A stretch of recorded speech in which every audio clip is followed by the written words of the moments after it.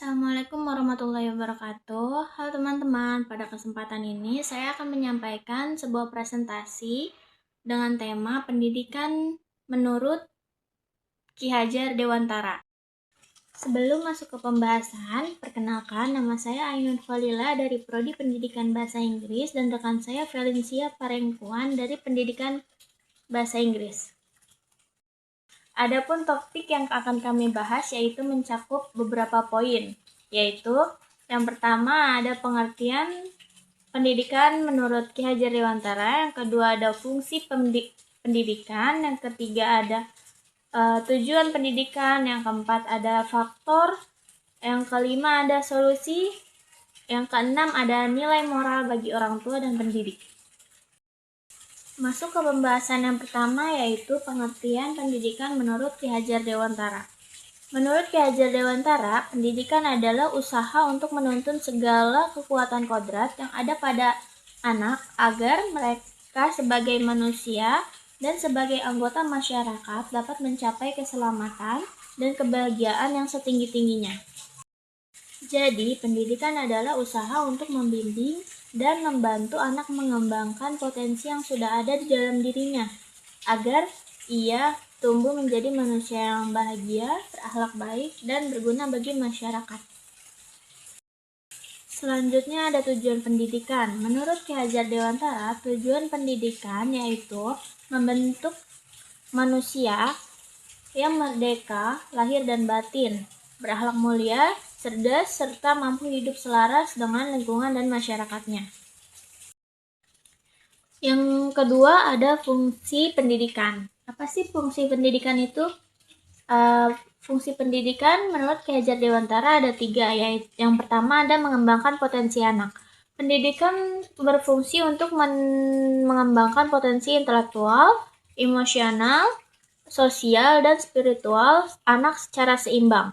Yang kedua ada membentuk karakter dan kepribadian.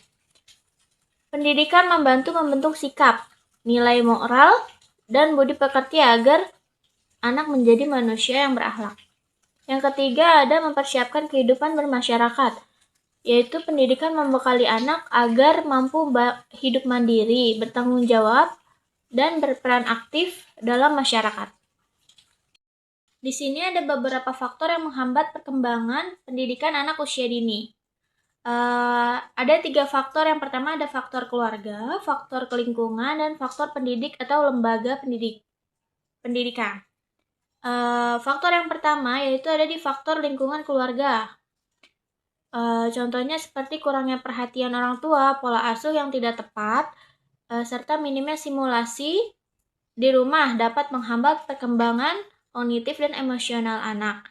Anak yang kurang mendapatkan kasih sayang dan dukungan cenderung kurang percaya diri dan sulit berkembang. Yang kedua ada faktor lingkungan. Lingkungan yang tidak kondusif seperti lingkungan sosial yang kurang mendukung, minim fasilitas bermain eksekutif, atau adanya pengaruh negatif seperti gadget yang berlebihan dapat menghambat perkembangan sosial dan bahasa anak. Yang ketiga ada faktor pendidik dan lembaga pendidikan, yaitu kurangnya kompetensi guru PAUD atau guru TK, metode pembelajaran yang monoton, serta sarana prasarana yang tidak memadai dapat menyebabkan proses pembelajaran kurang optimal dan tidak sesuai dengan tahap perkembangan anak. Di sini yang ketiga adalah solusi untuk meningkatkan perkembangan anak. Yang pertama adalah solusi terhadap faktor keluarga, di mana keluarga itu berperan aktif di rumah untuk memberikan kasih sayang, kepedulian pada anak, dan memberikan stimulasi pembelajaran dari rumah.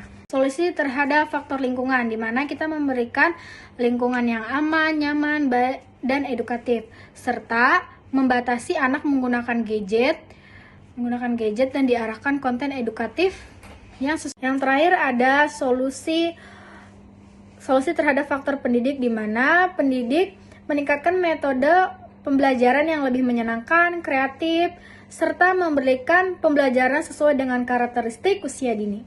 Yang keempat ada nilai moral bagi orang tua pendidik. Yang pertama, itu ada tanggung jawab, di mana orang tua dan pendidik memiliki tanggung jawab yang sama untuk mendampingi anak tumbuh kembang secara optimal. Yang kedua ada kesabaran dan kasih sayang, di mana anak usia dini membutuhkan pendekatan yang penuh kesabaran, cinta, dan empati agar mereka merasa aman dan nyaman. Yang ketiga ada kerjasama antara guru dan orang tua, di mana itu sangat penting untuk memastikan perkembangan anak berjalan seimbang dan berkelanjutan. Jadi, kesimpulannya adalah pendidikan memiliki peran penting dalam menuntun dan mengembangkan seluruh potensi anak agar tumbuh menjadi pribadi yang merdeka, berakhlak mulia, dan mampu hidup bermasyarakat. Dan sebagaimana dikemukakan oleh Ki Hajar Dewantara. Namun, perkembangan pendidikan anak usia dini dapat terhambat oleh faktor keluarga, lingkungan, serta pendidik dan lembaga pendidikan. Oleh karena itu, diperlukan upaya bersama melalui peran aktif orang tua, penciptaan lingkungan yang kondusif, serta peningkatan kompetensi pendidik. Dengan dilandasi nilai tanggung jawab, kasih sayang, kesabaran, dan kerjasama, pendidikan anak usia dini dapat berjalan secara optimal sehingga anak berkembang secara menyeluruh, seimbang, dan berkelanjutan. Sekian dari kami. Wassalamualaikum warahmatullahi wabarakatuh.